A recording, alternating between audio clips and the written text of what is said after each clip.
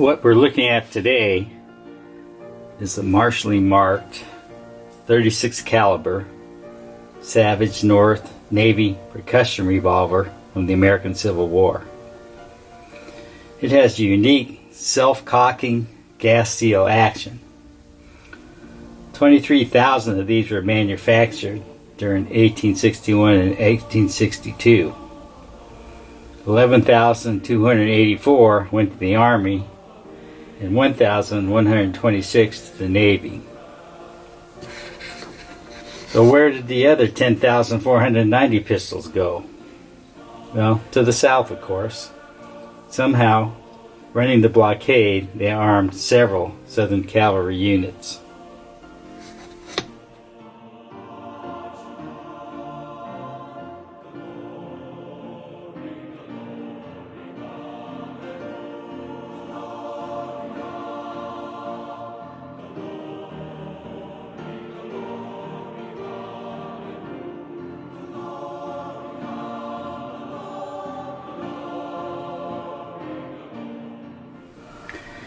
So let's take a look inside this thing, see what makes it tick.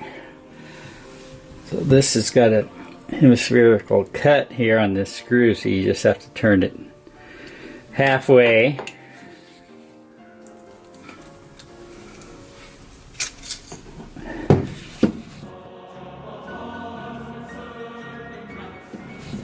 The shaft comes out, and it's got a coil spring. This is what pushes the cylinder back. And to free up the cylinder, just pull the cocking ring so it breaks the knee joint. You can roll the cylinder out. Pull this ratchet piece out. It's a two-piece cylinder. Orients itself with this pan in that hole. And this piece has a lot of interesting features on it. Here's your ratchet for your hand to advance the cylinder. These are your cylinder stops right here. And there's the stop right there. It locks the cylinder in place. Kind of a neat feature on this is if it needs adjustment, you can actually screw this piece out, and this is a locking ring here, so if it's starting to get sloppy from wear and tear, you can adjust this piece to keep the tension on it.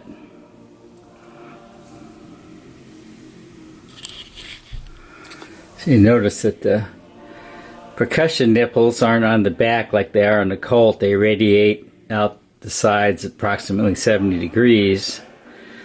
And one problem Colt revolver has is sometimes when you get a cap frag on there, the pieces of the cap fall right down in the axle and jam it up. Where on this system, there's no way that can happen. You can also see that these face of the chambers are rebated so that they match up with the forcing cone here to create somewhat of a gas seal, and I would assume that that would help alleviate the problem of a chain fire somewhat also.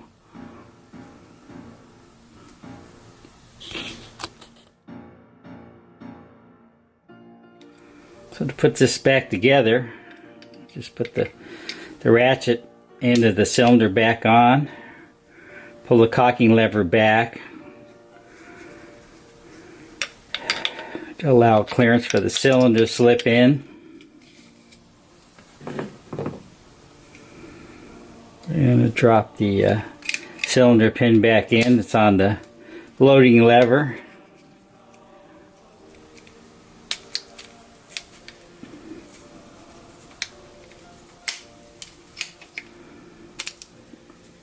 And then we just make a half turn on this screw, and that locks everything together.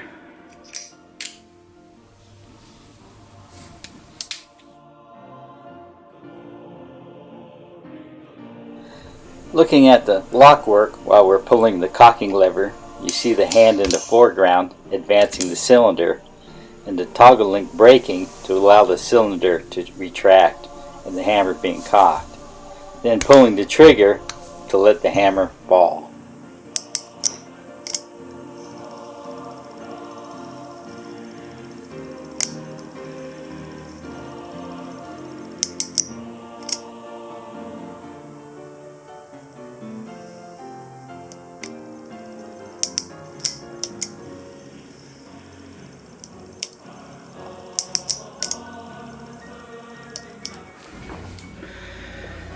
So the Savage wasn't unique with the gas seal action. This 1850s era Holland, made in London.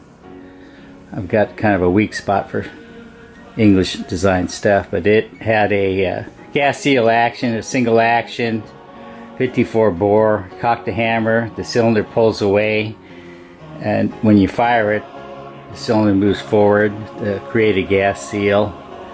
And then the earlier Savage North figure 8 revolver had a gas seal action, and then the Belgian 1895 Nagant revolver had a gas seal action, and I think the 1893 Steyr had made a couple hundred, but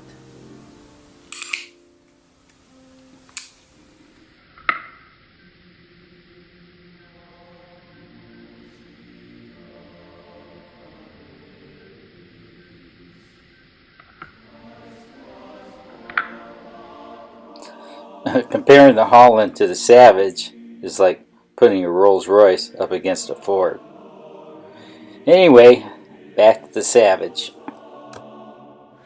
So we'll do a little experiment here.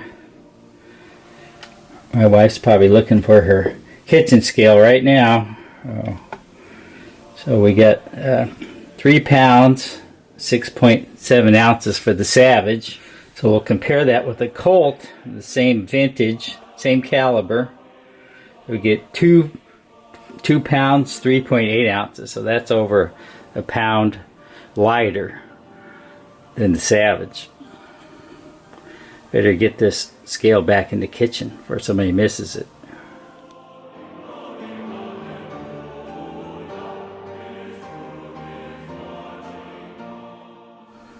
Okay, so to load this thing, you'd stuff down a paper cartridge, or in our case, we just use a flask.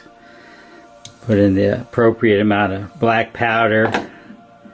You have to kind of pull the cocking lever down to break the knee joint to rotate that. Once you have all your chambers full, and you put the heel of this bullet down in there, then you rotate it under the rammer, seat that with the rammer, and then of course just cap the nipples. Just pull the cocking lever back so you can rotate it.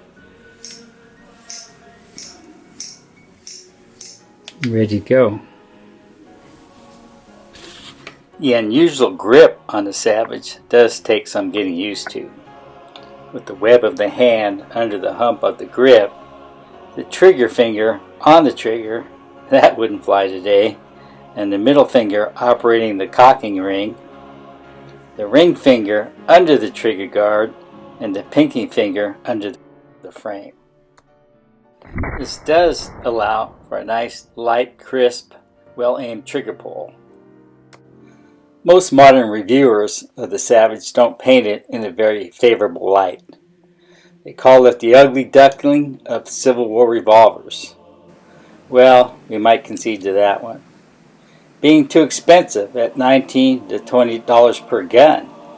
Well, when you could get a Colt or Remington for 10 to 14, well, okay.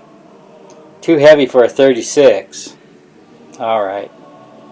Too complicated. Too many moving parts. Well, the Savage did address some shortcomings of its competitors. The almost double action is pretty quick when you get used to it.